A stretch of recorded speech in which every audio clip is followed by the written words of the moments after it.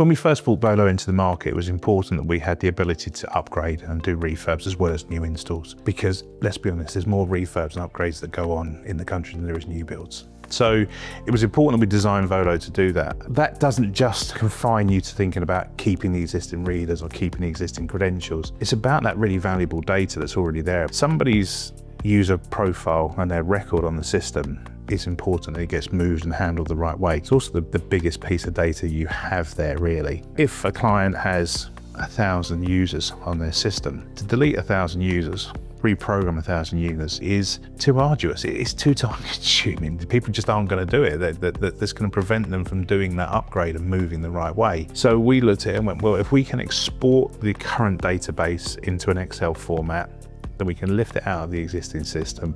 We can import that straight into VOLO. Now, we've done that for a lot of housing clients where we've had to move thousands of users. And within an hour, we can literally take out a database and drop it straight in. It's as straightforward as dropping a CSV file in. So it's an Excel transfer. With VOLO, we can manage that with the client. The installer can do it. The end user can do it. It's easy enough to do, but it's ensuring that transition from old system to new system is as seamless as possible.